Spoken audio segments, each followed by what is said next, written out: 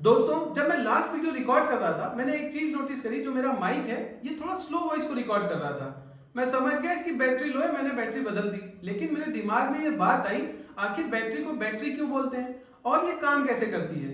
इन सवालों के जवाब के साथ मैं आ चुका हूं आपके सामने।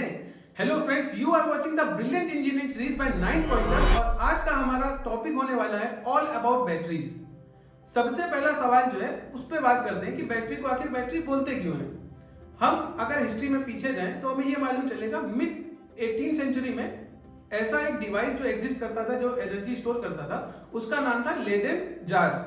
और इसकी वर्किंग कुछ इस तरह की थी कि ये फिजिकली चार्ज को अपने अंदर स्टोर करता था और जब भी इसको किसी एक लोड से लगाया जाता था तो ये एक बार में पूरा डिस्चार्ज हो जाता था। अब साइंटिस्ट को क्या चाहिए? Continuous supply. उसके लिए उन्होंने क्या करा? नंबर ऑफ सीरीज में इसको यूज कर लिया। अब ऐसा माना जाता है, बेंजामिन फ्रैंकलिन ने जब ये चीज देखी तो उस समय एक टर्मिनोलॉजी यूज होती थी, एक टर्म यूज होता था यूएस आर्मी के अंदर, जो कि था बैटरी। जो दिया जाता था अगर कोई ट्रूप्स जो हैं, मतलब 5-5 आर्मी के जो गुट बनाए जाते हैं, वो ट्रूप जब जाके किसी मिशन को कैरी आउट करते थे, उसको बोला जाता था बैटरी। तो उन्होंने उसी चीज को यहाँ पे रिलेट करते हुए बोला इलेक्ट्रिकल बैटरी। अब बात करते हैं सेकंड क्वेश्चन की, जो कि है आखिर ये काम कैसे करता है, इसका वर्किंग प्रिंसिपल क्या है। इसको समझने के लिए हम 1791 में वोल्टा जी के द्वारा एक हाइपोथेसिस को देखा हमने, और उसमें उन्होंने ये मेंशन किया था, जब भी किसी टू डिसिमिलर मेटल्स को जोड़ा जाएगा और उनके बीच में इलेक्ट्रोलाइट अगर लगा दिया जाए, एक मीडियम इलेक्ट्रोलाइट लगा दिया जाए, तो ऐसा सर्किट बनाना पॉसिबल है और उसके थ्रू ऐसा डिवाइस बनाना पॉसिबल है जिससे आप कंटीन्यूअस सप्लाई ले सकते हैं। मतलब चार्ज की, अगर आपने उसको चार्ज कर रखा है तो आप उससे कंटीन्यूअस सप्लाई ले सकते हैं। फिर यह हाइपोथेसिस बहुत फेमस हुई। आखिरकार 1800 में वो एक डिवाइस बना के आए जिसमें उन्होंने कॉपर यूज किया था, जिंक यूज किया था और इलेक्ट्रोलाइट मीडियम के लिए उन्होंने यूज करा था ब्राइन को यूज करा था, और जिसमें कार्डबोर्ड या कपड़ा जो होता था वो उसको सोक करके रखते थे। एक जिंक रखा, फिर वो कार्डबोर्ड रखा सोक करा हुआ, उसके ऊपर कॉपर रखा। इस तरह का उन्होंने एक स्टैक बनाया, पाइल बनाया। उसका नाम इसलिए रखा गया वोल्टा पाइल। उसका नाम इसीलिए पड़ा था वोल्टा पाइल। और यही एक ट्रू फॉर्म था, जो फर्स्ट, ऐसा बोला जाता है कि यही फर्स्ट सेल था जो आज हम बैटरी यूज कर रहे हैं। ये फर्स्ट फॉर्म ऑफ बैटरी यही माना गया, ना कि उस जार को माना गया है। ठीक है, अब हम जब इंजीनियर्स ने देखा कि इसमें और क्या अच्छा हो सकता है और इनके हाइपोथेसिस में ये कहना क्या चाह रहे हैं, तो ये पाया गया कि ये एक्चुअल में बात कर रहे हैं कि जो दो डिसिमिलर मेटल हैं उनका डिफरेंट ईसीपी होना चाहिए, यानी कि इलेक्ट्रोकेमिकल पोटेंशियल। अब जब ये समझ आ गया इलेक्ट्रोकेमिकल पोटेंशियल अलग होना चाहिए, तो हमने फिर ऐसे मेटल्स उठाना स्टार्ट कर दिए जिनमें काफी डिफरेंस था। आजकल सबसे लेटेस्ट क्या है? Lithium ion battery. अब लिथियम आयन बैटरी में लिथियम यूज करने के 3 बड़े मेथड, जो रीजन है वो क्या है? सबसे पहला ईसीपी वैल्यू 3 वोल्ट। सेकंड क्या है? जब इसका एटम फ्री होता है तो ये हाईली रिएक्टिव होता है। और थर्ड, जब ये अपने मेटल ऑक्साइड के साथ होता है तो हाईली स्टेबल होता है। अब इसकी वर्किंग के लिए हम सीधा, बैटरी की वर्किंग के लिए हम सीधा चलते हैं लिथियम आयन बैटरी का कंस्ट्रक्शन देखते हैं और उसकी वर्किंग देखते हैं। सारी बैटरीज, जितनी भी बैटरीज यूज हो रही हैं, वो इसी तरह से वर्क करती है। बस होगा क्या? मेटल बदल जाएगा, इलेक्ट्रोलाइट बदल जाएगा, और जो हम तीसरी चीज यूज करने वाले हैं कैथोड पे, वो चीज चेंज हो जाएगी। अब सबसे पहले जो कंपोनेंट्स हैं वो देखते हैं क्या क्या होते हैं। सबसे पहला कंपोनेंट है हमारे पास एल्यूमिनियम फॉइल। ठीक है, और इस पे अभी हमने जो एग्जांपल लिया, ये लिया टेस्ला जो बैटरी बना रही है आजकल, बहुत फेमस कंपनी है एलॉन मस्क की, उनकी बैटरीज का एग्जांपल लिया कि वो कौन कौन से कंपोनेंट यूज कर रहे हैं। तो सबसे पहले होता है एल्यूमिनियम फॉइल, जिसको वो बनाते हैं एनोड, और वहां पे उस साइड में मौजूद होते हैं lithium nickel metal oxide. Lithium की मेटल ऑक्साइड में लिथियम निकल ऑक्साइड प्रेजेंट होती है इस एरिया में। उसके बाद आता है इलेक्ट्रोलाइट, देन एक आती है सेपरेटर शीट, उसके बाद आता है ग्राफाइट, जो कि कॉपर फॉइल के साथ या कॉपर फॉइल पर मिला होता है, लगा होता है, और कॉपर फॉइल को हम बनाते हैं कैथोड, यानी निगेटिवली चार्ज। अब आपको ये चीज समझ आ गई, और ये एक साथ एक शीट की तरह फोल्ड कर दिए जाते हैं। अभी हम इसको समझने के लिए ये देखते हैं, अभी क्या इसमें करंट का फ्लो होने लगेगा? अभी ये स्टेबल है, अभी इसमें कुछ नहीं होगा। अब हमें क्या करना है? इस सिस्टम को अनस्टेबल बनाना है।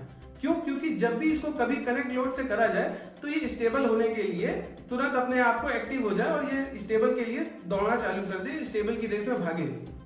अब क्या होता है? हम सबसे पहले जो पॉजिटिव टर्मिनल है, एनोड है एल्यूमिनियम, उसको बैटरी से एक एक्सटर्नल सोर्स से कनेक्ट करते हैं और कैथोड नेगेटिव टर्मिनल से कनेक्ट करते हैं। अब यहाँ पे आप देखोगे ना, जो लिथियम आयन में इलेक्ट्रॉन मौजूद है वहाँ लिथियम मेटल ऑक्साइड में, वो क्या हो रहा है, वहां से इलेक्ट्रॉन को अपनी तरफ खींचेगा। अब जैसे ही इलेक्ट्रॉन जो है वो निकला और वो गया एनोड में पॉजिटिव टर्मिनल की तरफ, पॉजिटिव टर्मिनल की तरफ गया तो बैटरी के पॉजिटिव टर्मिनल से होता हुआ कहाँ पहुंचा, नेगेटिव टर्मिनल के थ्रू कैथोड के पास। वहां पे मौजूद है ग्राफाइट।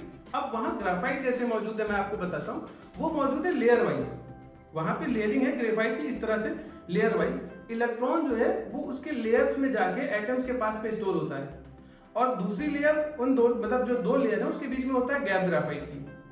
ठीक है, अब क्या होगा, जैसे जैसे यहाँ से इलेक्ट्रॉन्स निकलना स्टार्ट होंगे, इलेक्ट्रॉन्स जाना स्टार्ट हुए, लिथियम की जो मेटल ऑक्साइड है यहाँ से इलेक्ट्रॉन जाना स्टार्ट हुए, तो धीमे धीमे क्या होगा यार, ये इलेक्ट्रोनेगेटिविटी इसकी बढ़ती जाएगी, क्योंकि अब ये क्या चाहेगी कि यार इलेक्ट्रॉन तुम जाओ नहीं, यहीं रहो। अभी धीमे धीमे और करते करते एक टाइम ऐसा आएगा कि सारे के सारे इलेक्ट्रॉन्स ट्रांसफर होकर किधर पहुंचेंगे, कैथोड की तरफ। और अब क्या हुआ, वहां पे लिथियम आयन हो गया फ्री। अब जो हमारी इलेक्ट्रोलाइट है, इस तरह से हम उस सॉल्ट को चुनते हैं जो कि एक ऑर्गेनिक सॉल्ट होता है लिथियम का ही, कि उसके थ्रू सिर्फ लिथियम जा सके। ठीक है, तो लिथियम उसके थ्रू ट्रेवल करता है किधर की तरफ, कैथोड की तरफ, क्योंकि लिथियम इस समय पॉजिटिव आयन के साथ है, वो सीधा जाता है कैथोड की तरफ। अब इसने जब कैथोड की तरफ ट्रेवल करना स्टार्ट किया तो यार वहां पे क्या होता है, वो जो गैप आपको दिखाया था, मैंने बताया था कि यहाँ पे ग्राफाइट लेयर के बीच में गैप है। अब उस गैप में जाके ये वहां पे स्टैक बना लेता है, वहां पे इकट्ठा हो जाता है। समझ आ रही है बात। अब क्या हुआ, अब यार हमने क्या करा, बैटरी को हटा लिया। जब जाना ही बंद हो गया इलेक्ट्रॉन, अब यानी कि बैटरी जो है हमारी फुल्ली चार्ज हो गई है। ये बेसिकली हम चार्ज कर रहे थे। अब क्या हुआ, ये जो सिस्टम है बैटरी हटाते ही अब हमको ये मालूम चला हमारा ये जो डिवाइस है अब ये हो चुका है अनस्टेबल। अब इलेक्ट्रॉन जो है वो वापस पॉजिटिव होना चाहता है क्योंकि ये अनस्टेबल पे है। यहाँ पे जो ग्राफाइट है इन दोनों को मिलने ही नहीं दे रहा। अब उसको लेकिन यहाँ पे इलेक्ट्रोलाइट है, अब इलेक्ट्रोलाइट के थ्रू तो वो पास कर ही नहीं सकता, उसको चाहिए कोई और रास्ता। तो हमने कहा तुम्हें रास्ता ही चाहिए ना, हम देंगे तुम्हें एक रास्ता। हमने उसको रास्ता दिया मगर लोड के थ्रू दिया, यानी कि निगेटिव, हमने उसको एक सर्कल दिया, हमने उसको पूरा सर्किट दिया मगर बीच में एक बल्ब लगा दिया, एक लोड लगा दिया।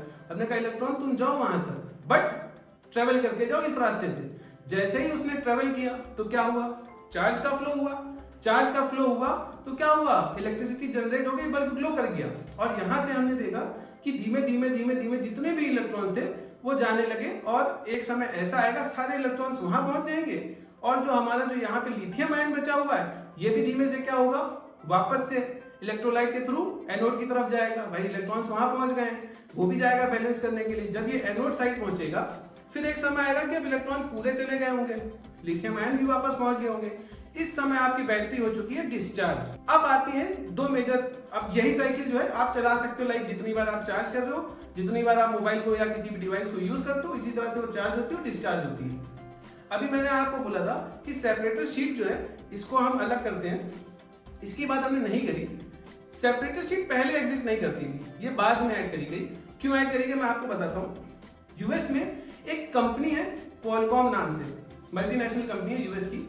इसने एक चीज नोटिस करी, यार हो क्या रहा है ना, इलेक्ट्रोनेगेटिविटी बढ़ जा रही है। हमें क्या करना है, बैटरी लगाई या हमने जो भी चार्जर लगाया बैटरी लगाई है वो कर क्या रही है, इलेक्ट्रॉन्स को निकाल रही है, तो इलेक्ट्रोनेगेटिविटी बढ़ जाती है वहां मेटल ऑक्साइड की।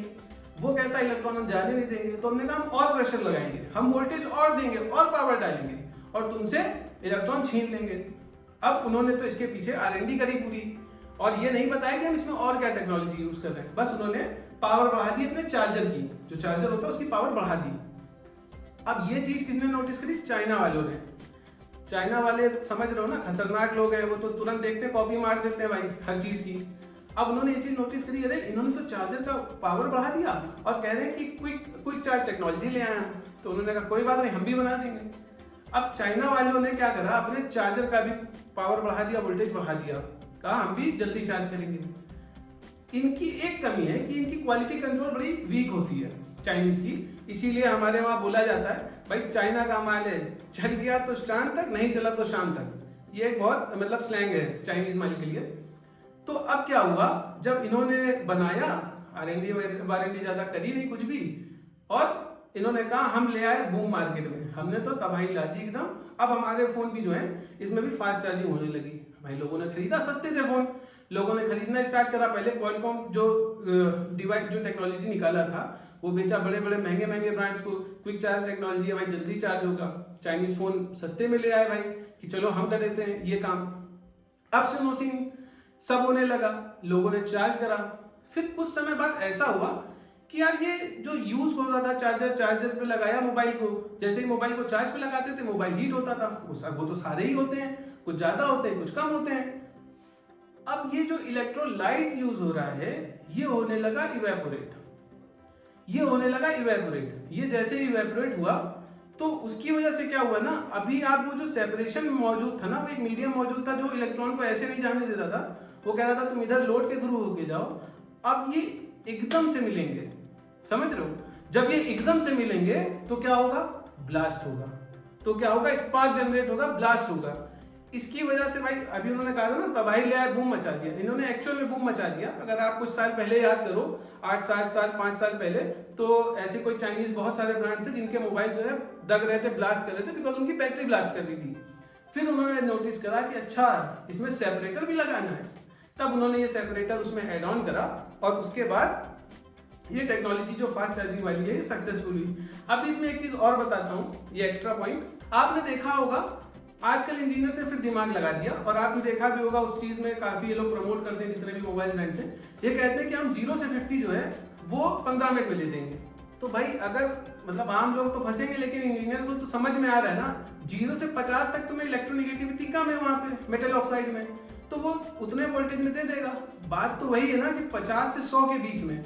आप देखना कभी भी मोबाइल को चार्ज करना 0 से 10 जल्दी होगा, उसके बाद 20 तक हो जाएगा, 40-50 फिर स्लो होता है, और 80 से लेके जो 100 का है मतलब 80% टू 100% होने में बहुत ज्यादा टाइम लगाता है मोबाइल, बिकॉज इलेक्ट्रोनिगेटिविटी उस समय बहुत ज्यादा हाई होती है। किस साइड पे, एनोड साइड पे, इसलिए वो ज्यादा टाइम कंज्यूम हो रहा है। तो भाई ये एक टेक्नोलॉजी इन्होंने ये जो टेक्नोलॉजी का मतलब यूज कर लिया कह लो, इस बात को जानते हुए कि हम जो है 15 मिनट के अंदर इतना कर देंगे आपका फोन 60%, 50%, 40%। ये बहुत ज्यादा आजकल स्टेटमेंट के साथ मोबाइल बिक रहे हैं, आप सभी जानते होंगे।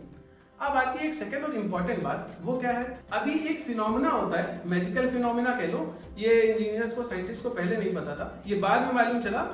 वो एक प्रॉब्लम को खुद ही सॉल्व कर देता है। एक प्रॉब्लम है, वो प्रॉब्लम क्या है, जो आपका इलेक्ट्रॉन है ना, वो इलेक्ट्रोलाइट के थ्रू पास तो नहीं करेगा, लेकिन उसको डिग्रेडेट और डिप्लीट जरूर करेगा, क्योंकि वो भी चार्ज पार्टिकल है ना, वो जा जाके उससे टकराएगा, उसके साथ रिएक्ट करेगा।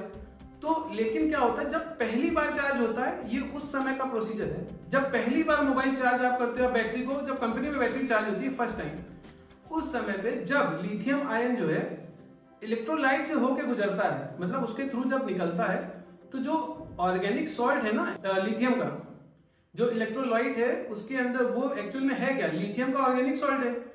तो उसमें होते हैं सॉल्वेंट, वो क्या करते हैं, लिथियम को कवर कर लेते हैं, सारे लिथियम्स को नहीं, करीब 4-5% लिथियम ऐसा होता है जितना भी आपने डाला है कि वो उसके थ्रू जाएगा, तो 5% लिथियम जो है उसको कवर कर लेते हैं, उसको बोलते हैं सॉल्वेंट शेल बना लेता है, लिथियम के आसपास सॉल्वेंट शेल बना लेता है लिथियम आयन के अगल बगल। अब जैसे ही ये पहुंचता है ग्रेफाइट के पास, तो वहां पे क्या होता है, ये एक सॉलिड इंटरफेस बना देता है। सॉलिड इंटरफेस एक मतलब एक वर्टिकल वॉल बना देता है, जिसकी वजह से क्या होता है कि जो इलेक्ट्रॉन्स हैं ये इलेक्ट्रोलाइट तक आ ही नहीं पाते, ये इलेक्ट्रोलाइट तक आ ही नहीं पाए। तो हुआ क्या, ये जो प्रॉब्लम जो हमें लग रहा था कि इलेक्ट्रॉन जो है वो इलेक्ट्रोलाइट को जाके डिग्रेडेट करेगा, ये अपने आप सॉल्व हो जाती है। अब आप सोचो कि बैटरी डाई कैसे होती है, इस बारे में बात करते हैं। आखिर ये बैटरी डाई कैसे हो जा रही है, हमें समझ आ गया, चार्ज कैसे हो रही है, डिस्चार्ज कैसे हो रही है। अब अच्छा, ये एक बहुत इंपॉर्टेंट बात है कि 2 तरह की बैटरी आपने सुनी होगी। अभी डाई कैसे हो रही है इसकी हम 2 मिनट रुक के बात करते हैं। वो ये है कि आपने सुना होगा रिचार्जेबल बैटरीज एंड चार्जेबल, मतलब नॉन रिचार्जेबल बैटरीज। जो नॉन रिचार्जेबल बैटरीज हैं या नॉन रिचार्जेबल सेल्स हैं, इनको हमने बोला प्राइमरी सेल्स, इनको हमने बोला प्राइमरी सेल्स। ये क्या होता है, इसमें बस एक डिफरेंस है, इलेक्ट्रोलाइट चेंज होता है पूरी तरह से। अगर आपने इसको जो चार्जर आते हैं ना बैटरी चार्जर की, आप इसको लगा लो, रिचार्जेबल बैटरी के साथ एक चार्जर आता है, उसमें आप जो नॉर्मल डबल ए बैटरीज आती है आप उसको लगा दो, बस वो हीट करेगा। मतलब अब तो ब्लास्ट नहीं करता, पहले के टाइम पे ब्लास्ट भी कर जाते थे, अब वो क्या होगा ना, सिर्फ हीट करता जाएगा, क्योंकि एनर्जी है भाई। मे भी ब्लास्ट कर जाए, मे भी आपका जो चार्जर है वो खराब कर दे, कंपोनेंट उसे खराब ही करेगा।